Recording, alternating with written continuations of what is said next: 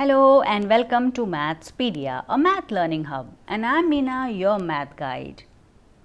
We have already started chapter number 14, Statistics of class 9th. And we have started graphs also. In the last video, we learned bar graphs, and today we will be learning histograms of uniform width, right? Then our target will be histogram with varying widths and finally frequency polygons. So let's begin with histogram of uniform width. What is a histogram? Though it looks like a bar graph, but it is not a bar graph. There are a couple of differences between a bar graph and a histogram. First of all, let's know what is a histogram. Histogram is a graphical representation of a grouped frequency distribution with continuous classes. If you remember, in the grouped frequency distribution, we learned two types of groups. One is with the continuous classes, wherein there is no gap in between the upper limit of one class and the lower limit of the next class. That is called exclusive form also, and the other is non-continuous or inclusive form, right? So this is representation of continuous class and it is of grouped frequency. So this is the first difference between a bar graph and a histogram, that this is a representation of grouped frequency distribution, whereas bar graph is of ungrouped frequency distribution, right? Secondly, if you notice, there is no gap in between the bars here, whereas in bar graph there is a uniform gap in between two rectangles or say two bars, right? Now in bar graph, this height of the rectangles or the bars represents the frequency, or it is in proportion to the frequency, whereas in the histogram, areas of the rectangles are in proportion to the frequencies. But because here the widths are of same measure, they are equal widths, so you can say length is in proportion to the frequency, right? Let's see how to draw a histogram. For that, you have to keep few things in mind. Number one, convert the frequency distribution in an exclusive form if it is an inclusive form. That means if the table is given in the inclusive form, that means there is a gap between the upper limit of one class and the lower limit of the another one, then you have to convert it into exclusive form.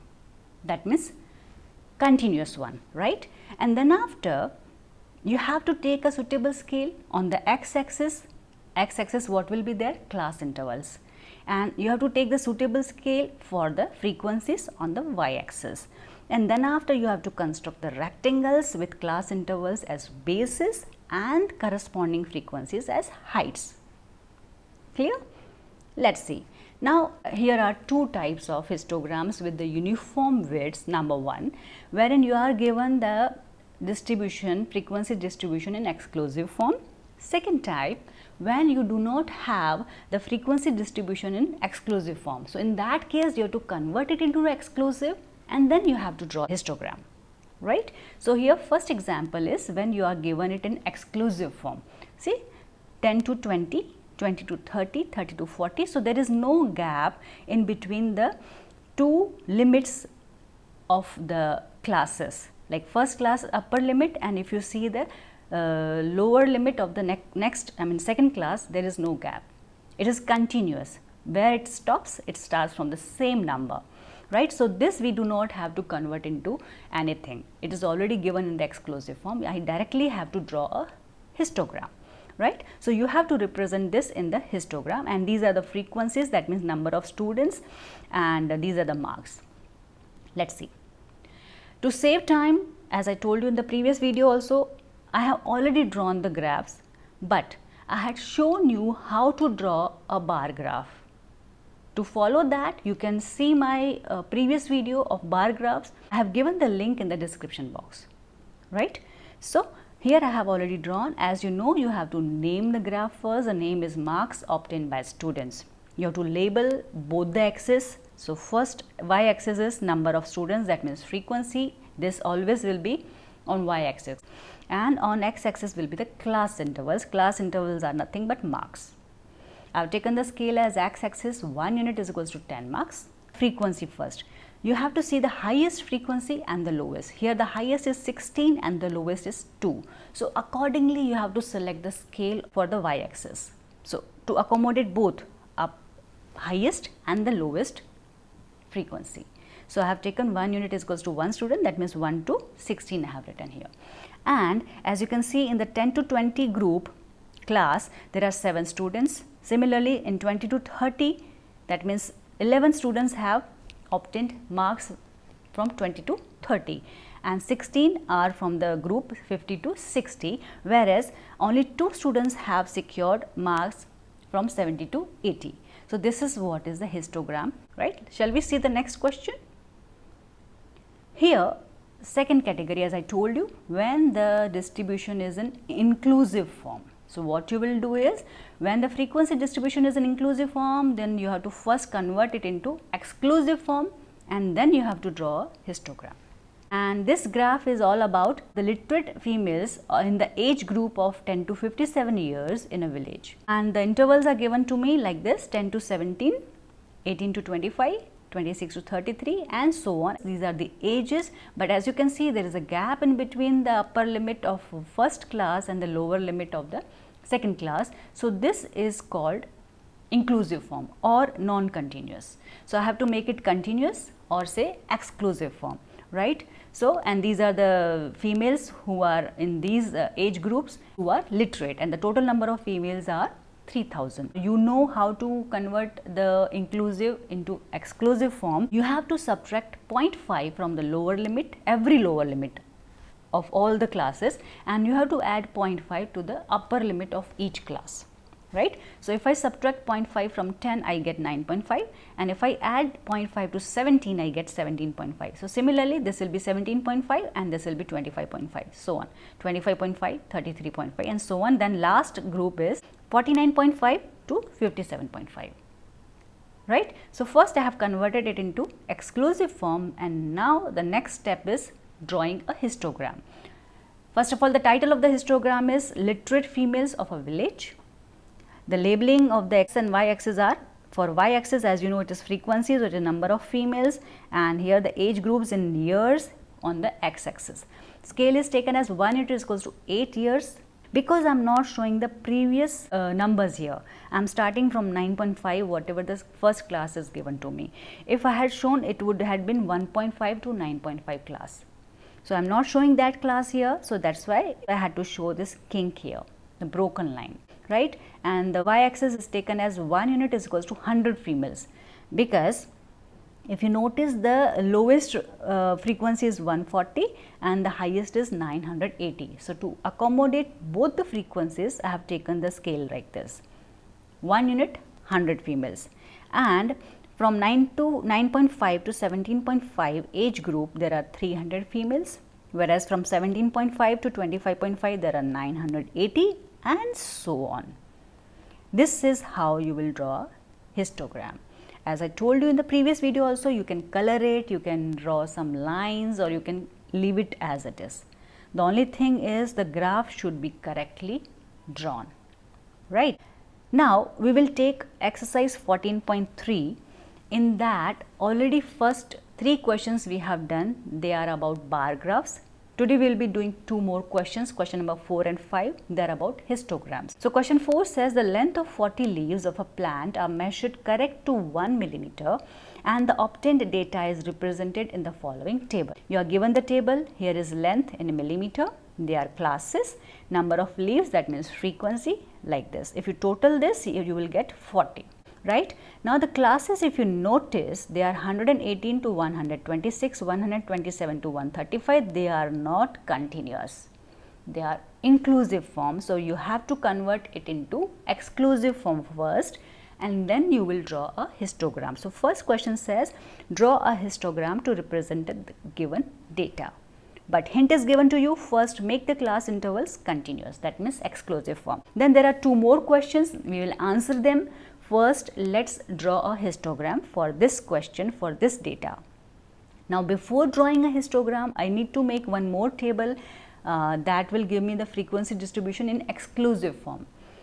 See, our first limit is 118. To subtract 0.5, I will get 117.5.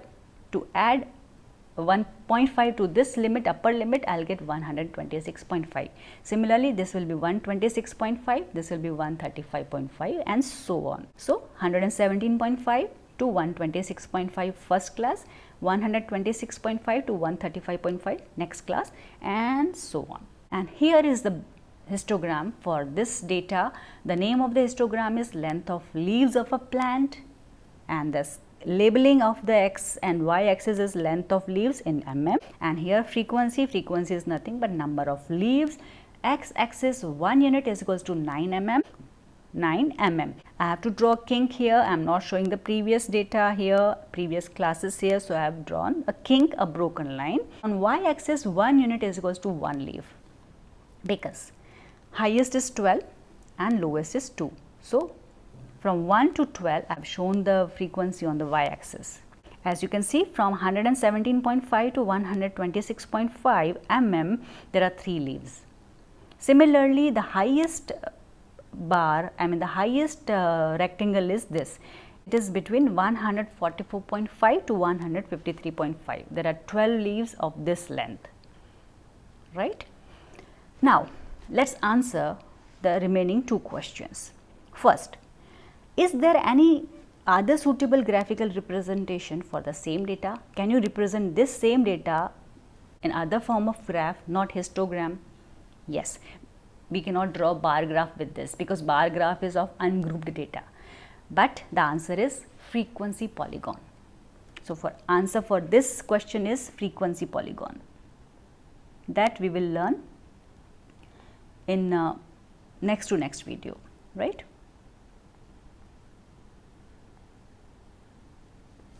Next, is it correct to conclude that the maximum number of leaves are 153 mm long, and why? See, highest data, if you see, highest number of leaves are in this group, 145 to 153. Let us see this, right? So, there the question says, is it to conclude that maximum number of leaves are of 153 mm? Like if you see here 153 mm means I will not include this limit 153.5, but I can include 153. So, since there are 12 leaves in this group, so the question says, so I can say that maximum number of leaves are of 153 mm long. No, answer is no. Why? Because you do not have raw data here. You have a class interval, like the leaves given here 12, they are in between these lengths. So, they can be either of 144.5, 147, 153. You do not know how many leaves are of 153 mm long. So, you cannot conclude that the highest number of leaves are of 153 mm long, because you are not given a raw data for this particular data, right. So, here the answer will be no, and why, that also we have already discussed. Let us move to the next question. Question number 5 says, the following table gives the lifetime of 400 neon lamps. Here the lifetime in hours, as you can see the class intervals, and the class intervals are continuous form, they are in exclusive form, right, they are continuous, and number of lamps, obviously they are frequencies. If you total them, you will get 400. First, you have to represent this information with the help of a histogram. Second question, how many lamps have a lifetime of more than 700 hours? First, do this first question. As you can see, the name of the graph is lifetime of 400 neon lamps, and the x-axis is labeled as lifetime in hours and y-axis as the number of lamps, that means frequency. On x-axis, I have taken 1 unit is equals to 100 hours. See, because the first group is starting from 300 to 400 hours, and I am not showing the previous classes, so I have drawn a kink here. Y-axis 1 unit is equals to 10 lamps. So, I have started from 10 because the lowest data is how many lamps are there? 14, and highest is 86, right. So, from 10 to 90 I have shown on the y-axis, and in the 300 to 400 hours class there are 14 lamps. Similarly, in 600 to 700 hours class there are 86 lamps, and this is how you draw a histogram representing the lifetime of 400 neon lamps. Now let's see what is the question. Says how many lamps have the lifetime more than 700 hours? More than 700 hours. That means this class interval shows you till 700, even below 700, because 700 you never include, right? So it is from 600 to 699, right? And we need more than 700, so we will take from here 700 to 800, 800 to 900 and 900 to 1000. That means these frequency we will add. 60 plus 40 will give you 100, 170, 8 plus 2 is 10. So 180, 184. I can write that 184 lamps have the lifetime of more than 700 hours. Right? You write the full sentence. I am just writing 184 lamps. But you will write 184 lamps have lifetime of more than 700 hours. That's it. This is how you draw a histogram of uniform widths, because the widths are uniform here. See, equal widths are there. And if you have any doubt regarding this histogram, you can ask me in the comment box. And till then, take care. Bye-bye. Thank you for watching, and do like and share the video and subscribe the channel.